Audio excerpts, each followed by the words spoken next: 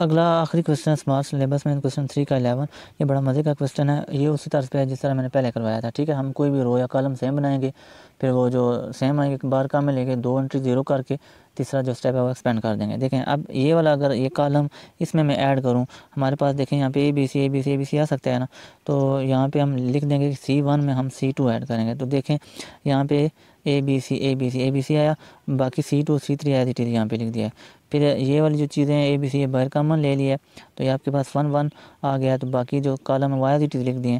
اب کوئی بھی 2 انٹری ہم نے 0 کرنی ہے۔ اب 0 تو انہوں نے جو ہے کوسچن میں پہلی 2 انٹری 0 کی ہوئی ہیں، تو یہ آپریشن کیسے اپلائی کیا؟ دیکھیں اگر اس 1 میں سے یہ 1 نکالوں تو 0 یہاں پہ آ سکتا ہے نا، تو اس 1 سے نکالنے کا مطلب کہ R1 میں سے R2 نکالنے ہیں ہم نے، ٹھیک ہے۔ R1 میں سے R2 یعنی آپریشن کس پہ اپلائی ہوگا؟ وہ 1 پہ اپلائی ہوگا، تو مطلب R1 کی انٹریز چینج ہوں گی۔ اب جب میں 1 میں سے 1 نکالوں گا تو R1 میں ادھر کیا آ جائے گا 0، اور A میں سے B سبٹریکٹ ہوگا تو آ جائے گا A مائنس B، اور A اسکیئر سے B اسکیئر سبٹریکٹ ہوگا تو آ جائے گا A square B square. Similarly اب یہاں پہ ہم نے 0 لانا ہے، تو ادھر 0 کیسے آئے گا کہ جب اس میں سے یہ والا 1 نکالوں، مطلب R2 میں سے R3 نکالوں، تو یہاں پہ میں لکھوں گا R2 میں سے R3 سبٹریکٹ کروں گا، تو مطلب انٹری کس کی چینج ہوں گی؟ R2 کی، اس پہ آپریشن اپلائی ہوگا۔ تو یہ 1 میں سے 1 نکالوں گا، دیکھیں یہاں پہ 0 آیا، پھر B میں سے C سبٹریکٹ ہوگا، پھر B اسکیئر سے C اسکیئر سبٹریکٹ ہوگا، جو کہ دیکھیں یہ R2 کی انٹریز ہوئی چینج، باقی R3 جو ہے وہ ایز اٹ از انہوں نے نیچے لکھ دی۔ آگے جو ہے کیا ہوگا کہ یہ اے بی سی اب ہم آگے جو ہے ایکسپینڈ کریں گے، یہ اے B C as it is آ گیا۔ اب جب ایکسپینڈ کریں گے، اب ہم ایکسپینڈ کس کو کریں گے؟ اس چیز کو ایکسپینڈ کریں گے، جو ہمارا مین مقصد ہی تھا کہ ان کو 2 کو ہم انٹری کو کیا کریں؟ 0۔ اب جب اس کو ایکسپینڈ کریں گے، پہلا بھی جو ہے آئے گی 0۔ کیوں 0 آئے گی؟ دیکھیں جب اس کو ایکسپینڈ کریں گے نا، اس کے رو اور کالم کو چھوڑیں گے تو یہ 0 جو ہے یہ ساروں کو 0 کر دے گا۔ سملرلی یہ بھی جو 0 ہے یہ ساروں کو اندر والی انٹری کو 0 کر دے گا۔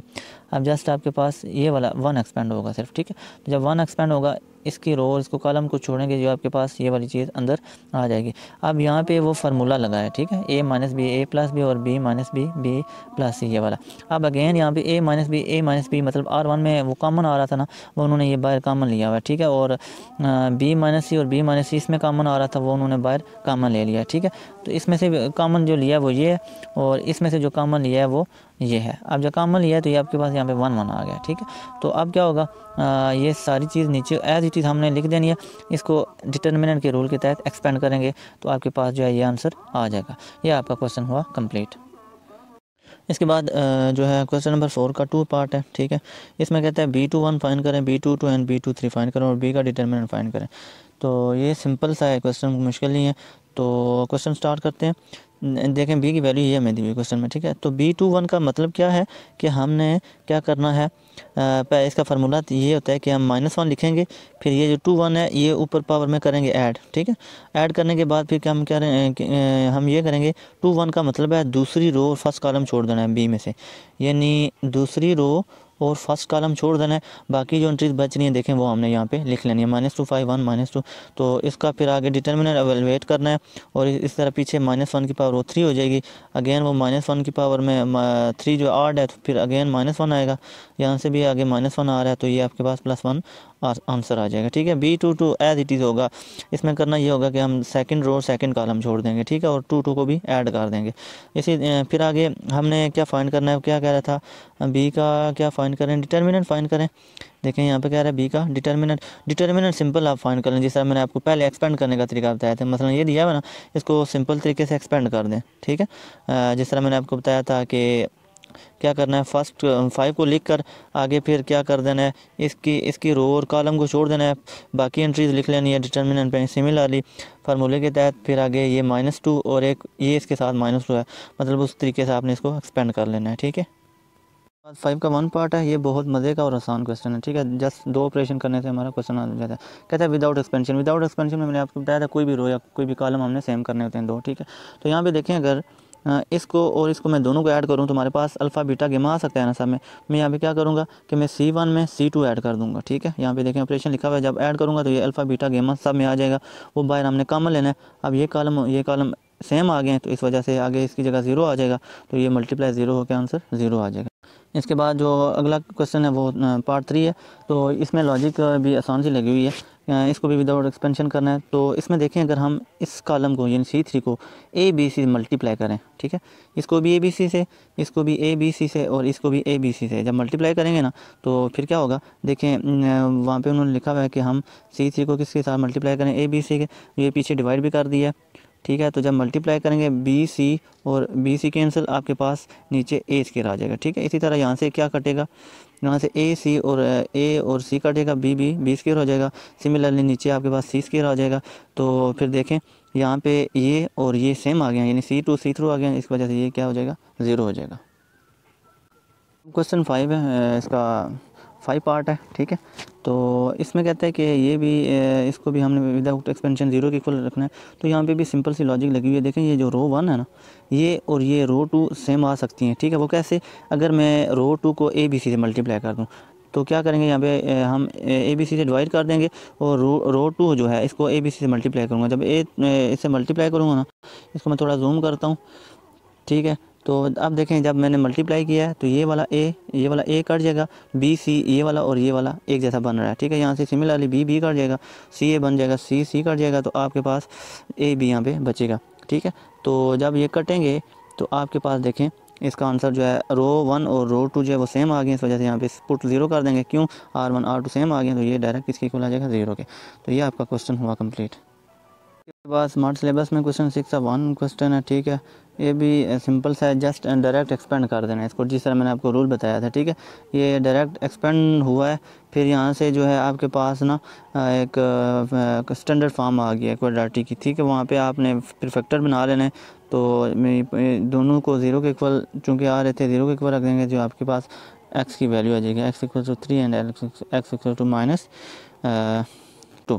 پھر اس کے بعد جو آپ کا کوسچن ہے وہ کوسچن نمبر 3 ہے، یہ کوسچن 3 ہے، یہ بھی ڈائریکٹ ایکسپینڈ ہوگا، ٹھیک ہے۔ یہاں پہ آپ اس کو ڈائریکٹ ایکسپینڈ کریں گے نا، جس طرح میں نے آپ کو رول بتایا تھا، تو یہاں پہ آپ کے پاس دیکھیں اسٹینڈرڈ فارم بنی ہے کوڈریٹک ایکویشن کی، تو یہاں پہ آپ جو ہے اس کے پیر بنا لیں یا جو ہے اس کو فارمولے کے تحت حل کر رہے ہیں، ٹھیک ہے، آپ کا آنسر آ جائے گا۔ تو یہاں پہ ایکس -4 ایکس -3، دین آپ کے پاس جو اس کے سولوشن سیٹ ہیں وہ ایکس =4 اینڈ ایکس =3۔ اس کے بعد 14 کا 1 ہے، ٹھیک ہے۔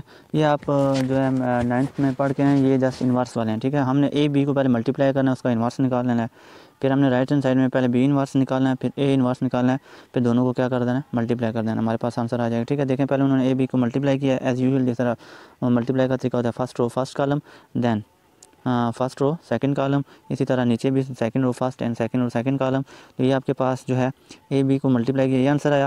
اب چونکہ انورس ہم نے اس کا انورس فائنڈ کرنا تھا نا، تو یہ دیکھوں اوپر انورس کا، تو ہم کیا کریں گے پھر اس کا انورس کا کیا طریقہ ہوتا ہے، ایڈجینٹ over a be over a be کا ڈیٹ، یہاں پہ ہم نے اے بی کا ڈیٹ نکالنا ہے، ڈیٹ اوپر نکال دیے، ٹھیک ہے۔ پھر ایڈجینٹ میں ہم کیا کرتے ہیں، ڈائگنل کی انٹریز چینج کرتے ہیں، اور وداؤٹ ڈائگنل جو ہوتے ہیں ان کے وہ ہم سائن چینج کرنے ہوتے ہیں۔ لیکن یہاں پہ اے بی کی جو ویلیو ہے، یہ یاد رکھیے کہ اے بی کی جو ویلیو ہے اس کا ہم نے ایڈجینٹ نکالنا ہے، یہ نہ ہو آپ اے کا نکالتے رہیں۔ یہاں پہ دیکھیں یہ اس کے سائن اس کے پلیسز چینج ہوئی ہیں، ٹھیک ہے۔ -1 ادھر تھا تو ادھر چلا گیا ہے، یہاں پہ دیکھیں، پھر یہ 5 ادھر تھا، یہ نیچے آ گیا، تو یہاں پہ انہیں بغیر ڈائگنل کے جو انٹریز ہیں ان کے سائن چینج ہوئے ہیں۔ تو اس کے بعد پھر یہ ہم نے جو جب اس کو ڈیوائڈ کیا، یہ ہمارے پاس اس کا آنسر آیا، ٹھیک ہے۔ تو اب رائٹ ہینڈ سائڈ میں پہلے ہمیں کیا چاہیے ہوگا، بی انورس بھی اور اے انورس بھی چاہیے ہوگا، تو یہاں پہ انہوں نے پہلے اے انورس نکال لیا، ٹھیک ہے۔ آپ اے انورس نکالیں یا بی انورس پہلے نکالیں، کوئی فرق نہیں پڑتا، لیکن آپ پہلے جب ملٹیپلائی کریں گے بی انورس کی پہلے لکھیں گے، اے انورس کی بعد میں لکھیے گا، ٹھیک ہے۔ اگر آپ نے اے انورس کی پہلے لکھ دی آپ کا آنسر غلط ہو جائے گا۔ تو یہ سملرلی اے کی ویلیو اے انورس اسی طرح نکالیں گے، پہلے ڈیٹ نکال لیں گے تو پھر ایڈجینٹ نکالیں گے، ٹھیک ہے۔ آپ سوچ رہے ہوں گے ڈیٹ پہلے کیوں نکالتے ہیں، دیکھیں بعض اوقات ڈیٹرمننٹ 0 آ جاتا ہے، وہاں پہ سولوشن پاسبل نہیں ہوتا، اس وجہ سے ہم جو ہے ڈیٹرمننٹ پہلے نکالتے ہوتے ہیں کسی بھی کویسچن کا۔ تو پھر اس کے بعد یہ بی کا انہوں نے ڈیٹرمننٹ نکال لیا، ٹھیک ہے۔ تو پھر اس کے بعد جب نکالا ہے اس کا انورس نکالا ہے تو پھر آپ کے پاس کیا آیا، یہ آنسر آیا۔ اے کا انورس کدھر نکالا تھا، ہاں یہ، ٹھیک ہے، یہ انورس۔ اب ان دونوں کو جو کہ ملٹیپلائی کرنا تھا، دیکھیں یہاں پہ ہم نے ملٹیپلائی کر دیا ہے، ٹھیک ہے، یہ ہم نے ملٹیپلائی کیا۔ آپ یہ سوچ رہے ہوں گے کہ یہ والا آنسر آیا تھا، اس 2 کو ہم نے اس کے ساتھ ڈیوائڈ نہیں کیا تھا، ٹھیک ہے۔ یہ میں رپیٹ کر دوں، ہم جب آپ کے پاس کوئی اور فیکٹر انورس کے ساتھ ملٹیپلائی ہو رہا نا تو آپ اس کو ڈیوائڈ نہ کیا کریں، اس سے آپ ایل سی ایم سے بچ جاتے ہیں، ٹھیک ہے۔ آپ دیکھیں یہاں پہ اگر آپ ملٹیپلائی ہو رہے ہیں نا فیکٹر، تو ان کو پہلے ملٹیپلائی کریں گے، پھر جو آنسر آئے گا نا پھر اس کے ساتھ ہم ڈیوائڈ کر سکتے ہیں، کیونکہ انہوں نے ڈیوائڈ نہیں کیا ہوا تو آپ ڈیوائڈ بھی یہاں پہ کر سکتے ہیں آخر پر، ٹھیک ہے، اور اس کو بھی جو آپ نے جواب نکالا تھا نا یہاں پہ اس کو ساتھ ڈیوائڈ کر سکتے ہیں، ٹھیک ہے۔ اب دیکھیں ان دونوں کے آنسر کیا آ رہے ہیں، وہ سیم آ رہے ہیں، ٹھیک ہے۔ تو یہ آپ کا کویسچن کمپلیٹ ہو گیا ہے۔